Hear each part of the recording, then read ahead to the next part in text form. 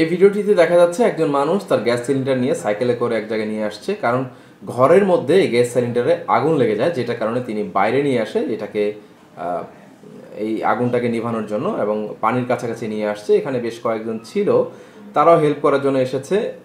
এখানে দেখা যাচ্ছে গ্যাস সিলিন্ডারের মধ্যে প্রচণ্ড আগুন লেগেছে এবং অনেকেই পানি দিচ্ছে সেই গ্যাস সিলিন্ডারের উপরে, বাট তাতেও কোনো কাজ হচ্ছে না। অনেকক্ষণ নেভানোর চেষ্টা করছে তারা, অবশেষে তারা পানির মধ্যে গ্যাস সিলিন্ডারটা ডুবিয়ে দিয়ে সেই আগুনটা নেভানোর চেষ্টা করছে, বাট তাতেও কোনো কাজ হচ্ছে না। এদিকে তারা ভীষণভাবে আতঙ্ক, না জানি কখন কি হয়েও যায় এবং ব্লাস্ট হয়ে যায় কিনা।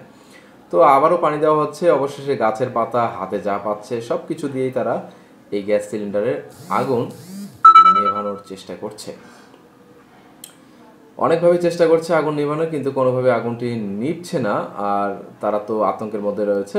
আবার কেউ কেউ কাদা ছুঁড়ে মারছে, পানি দিচ্ছে, কেউ আবার গাছের ডাল দিয়ে আগুনটাকে নেভানোর চেষ্টা করছে, বাট কোনোভাবে এটা কাজ করছে না। আগুন কিন্তু জ্বলেই যাচ্ছে, জ্বলেই যাচ্ছে। যাক, দেখতে থাকুন কিভাবে সেই আগুনটি শেষ পর্যন্ত নিভানো হয়। একজন মানুষ আসলে এখানে একটা বস্তা নিয়ে, এবং তিনি বলছে যে চাপেন, আমি দেখছি কীভাবে নিভানো যায়। তিনি এটাকে সোজা করলেন। সোজা করার পরে হাতে তার যে বস্তাটি রয়েছে সেই বস্তাটি দিয়ে নিশ্চয়ই আগুন নেভানোর চেষ্টা করবে। যাই হোক, দেখা যাক। অবশেষে বস্তাটি জাস্ট সিম্পলভাবে দিল আর আগুনটি নিভে গেল।